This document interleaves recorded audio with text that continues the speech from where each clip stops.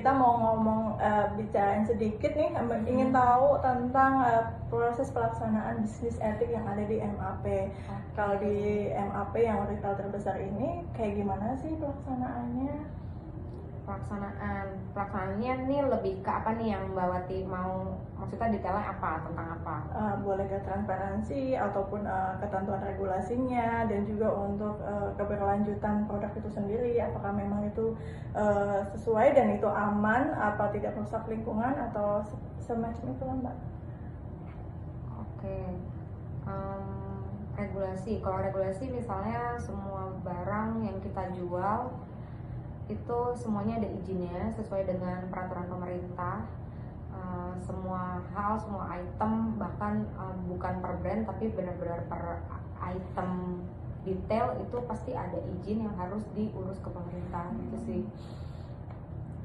Berarti produk masuk produk baru itu memang sudah legal ya, karena kan kita lihatnya brand luxury ya, otomatis MAP sendiri sudah memiliki izin untuk mendirikan produk atau selling ya di Indonesia seperti itu ya. Iya, itu sih aku jamin 100% itu pasti legal karena proses perizinan itu dibuat sampai ke pemerintah dengan ke hukum, ke Menteri Perdagangan, ke Kementerian Bea Cukai dan lain-lain, karena kan mengirim barang dari luar negeri itu kan prosesnya dicek dulu sama Bea Cukai, dicek sama tim apa ya Mbak, pokoknya ada banyak banget gitu yang kalau misalnya nggak ada dokumennya itu pasti udah pasti nggak bisa masuk ke Indonesia gitu. Pasti akan ngendek di Bea Cukai yang aku tahu gitu. Bahkan yang udah lolos pun kalau sampai di store tidak ada tulisan, misalnya Mbak ini sekarang pasti menemukan semua barang luar negeri pasti ada tulisannya di made in mana atau pasti ada made in-nya gitu loh Mbak. Itu kayak itu juga nggak boleh pembohongan pabrik dan harus ada bahasa Indonesia. Kalau Mbak ngehin hampir semua brand luxury atau brand-brand yang dari MAP itu pasti punya tag-nya banyak banget berbagai bahasa, karena dia hadir di atau dijual di toko mana udah pasti harus punya bahasa dari negara itu sendiri gitu.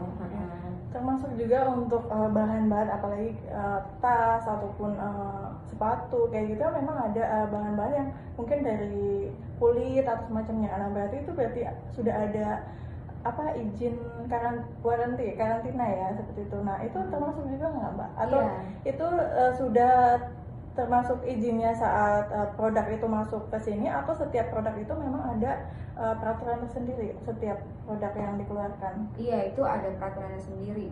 Bahkan yang beberapa tahun belakangan ini kayak lebih jauh lebih ketat gitu, kayak antara tag, maksudnya label-label yang ada di dalam baju, di dalam tas itu kalau bahannya dari plastik atau bahannya dari kulit atau bahannya dari apa itu tuh labelnya beda-beda gitu. Kalau yang kulit otomatis Mbak tuh harus mencantumkan yang bentuknya kayak gini loh Mbak, yang biola itu pasti kita harus bikin kayak gitu. Itu menandakan kayak customer yang males baca atau customer yang males ini identify apa, dia langsung tahu bahwa itu adalah kulit kalau kita menampilkan pakai yang bentuknya kayak biola itu.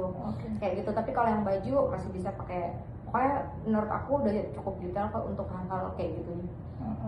Nah kalau tadi kan untuk legalitas produknya ya, bahwa produk di MAP itu dengan sekian ribu produknya itu memang sudah terizin atau tersertifikasi legalitas izin usahanya, dan juga untuk produknya sendiri sudah lewat warranty ya, ataupun karantina hewan jika memang itu ada atau dibutuhkan. Nah untuk pelayanannya sendiri nih Mbak, apakah ada treatment tersendiri nih untuk pegawai ataupun sales store-nya, karena kan ya udah terdepannya di retail itu adalah sales store ya. Nah itu ada nggak sih atau karyawan itu diberikan pelatihan khusus untuk mereka supaya bisa memaksimalkan profit di MAP itu sendiri? Iya, kebetulan di MAP tuh lengkap banget. Kita punya namanya MAP School sama MAP apa tuh yang namanya yang buat belajar itu. Iya, MAP Academy. MAP Academy itu isinya macam-macam. Ada beberapa level. Ada untuk yang anak-anak yang baru banget join. Kayak untuk anak-anak yang belum dikasih ke toko, dia pasti akan kena training ini dulu. Atau nanti level kemudiannya anak-anak yang harus belajar bahasa asing. entah bahasa Inggris, bahasa Vietnam, bahasa Filipina atau apapun, karena tergantung penempatan mereka dapetnya di mana. Karena ada beberapa brand kita kan juga di luar negeri tapi dari sini gitu, jadi itu mereka juga dilatih untuk bahasa itu. Terus ada juga yang pelatihan untuk bagaimana menghandle customer, dan itu kita dilakukan trainingnya seminggu sekali, benar-benar seminggu sekali di maintain sama coach. Terus nanti ada hasilnya, akan dibacain nilainya berapa. Kalau yang udah oke, biasanya jadi kayak berapa minggu sekali. Tapi kalau yang belum, trainingnya justru lebih intens lagi supaya dianya juga ada memenuhi standar gitu. Berarti ini termasuk juga evaluasi langsung ya untuk seluruh pegawainya itu. Nah, ada nggak sih Mbak pelanggaran atau misalnya citra perusahaan retail itu kan pelayanannya ya. Nah, untuk sales store ini ada nggak sih yang misalkan ada melakukan kesalahan dalam pelayanan ataupun semacamnya? Nah, ada kesalahan terberat seperti apa dan adakah sanksi yang pernah diterapkan atau mungkin dilakukan apabila pegawai ini melakukan kesalahan ini seperti itu? Syukurnya selama saya handle brand sekarang ini, saya nggak pernah menemui tim store yang seperti itu. Karena kita juga selalu menekankan ke mereka untuk apapun, kalau kalian tidak yakin dengan jawabannya atau tidak cukup tahu harus jawab apa, mereka pasti kita minta untuk menghubungi kita, which is tim brand, untuk bantu mereka sebaiknya jawab apa, sebaiknya bagaimana gitu sih. Jadi nggak ada yang sampai akhirnya bikin customer tuh kecewa atau marah gitu yang sampai dilaporkan gitu. Karena anak-anak juga mereka tahu bahwa customer mereka bukan orang sembarangan. Maksudnya apapun, mau customer dari kelas manapun, kita harus treat mereka sesuai sama brand kita. Karena kan brand kita bagus, otomatis nggak mungkin juga orang sembarangan bisa beli. Bisnis etik di iklan, di marketing gitu ya.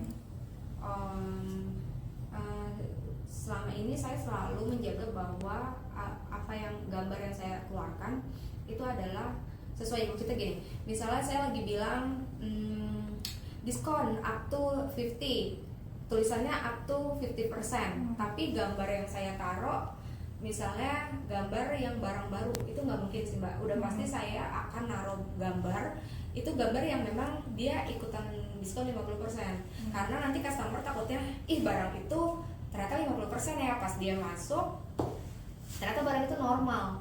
Itu kalau dibuat di brand yang saya pegang itu big no-no ya, kayak benar-benar nggak bisa semua yang kalau diskon 30% berarti dari seratusan SKU yang ada, dari ratusan style, ya mana yang diskon 30% itu yang akan kita tampilkan gitu. Jadi bukan nggak ngasal gitu, kayak gitu sih. Oke, berarti ya untuk produknya sudah oke, harga juga sudah dipastikan sesuai ya Mbak ya dengan kualitasnya juga. Kalaupun memang itu produk diskon ya memang itu kita akan bayar sesuai dengan harga diskonnya tersebut seperti itu. Termasuk juga pelayanannya untuk itu tetap dipastikan berkualitas, karena SDM-nya memang dipastikan itu sebagai aset yang akan didukung terus untuk pelatihan dan evaluasinya seperti itu. Nah, sementara cukup itu sih. Terima kasih Mbak Feby. Sama-sama Mbak Mati.